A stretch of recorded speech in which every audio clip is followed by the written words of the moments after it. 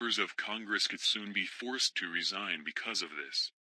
The continuous level-headed discussion of whether high-ranking government officials should be forced to undergo drug testing has quite recently been exposed.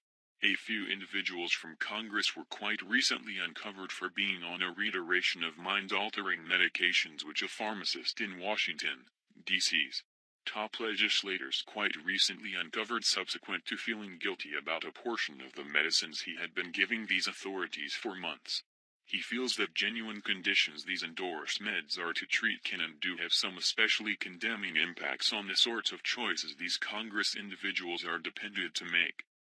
Many lower-level government workers are legitimately compelled to undergo random drug testing for the undeniable reason for being in a data-touchy position.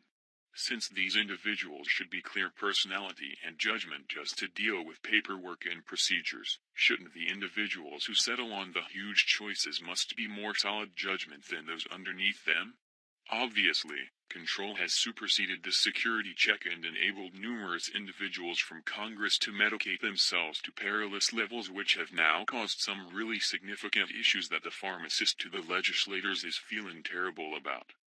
Mike Kim is the owner and pharmacist of the pharmacy utilized by a significant number of D.C.'s most renowned government officials and addressed Stat News Aaron Mershon around the disturbing pattern he's seen of late. Not just has he been endorsing individuals from Congress with Alzheimer's medication, but at the same time, he's been giving medications to different calamities also, none of which individuals in this monstrous position of power ought to most likely be experiencing.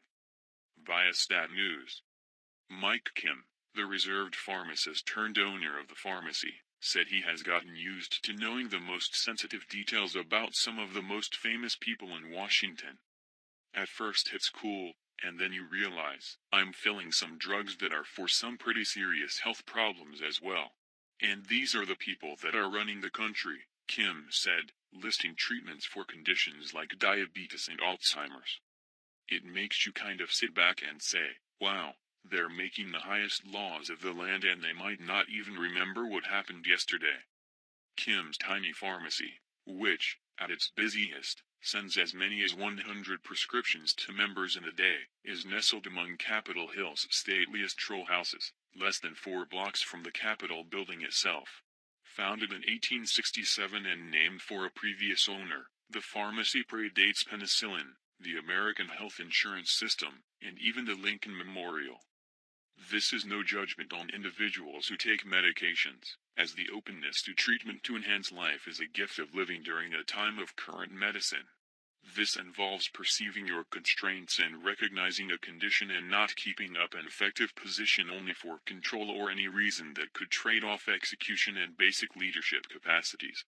These are normal desires of individuals in lesser limits of any industry, even outside of governmental issues that influence the heading of our nation. All the more critically, this medical condition circumstance brings the requirement for term breaking points to the cutting edge. The same number of our senators and congressmen are slipping into seniority. Some of their medications ought to be raised doubt about. In the event that a man gets to an age where they are never again ready to securely work, a vehicle, family, and companions go alongside and say that's the last straw.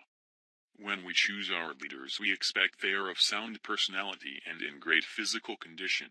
Nobody is anticipating that a chosen authority should run a mile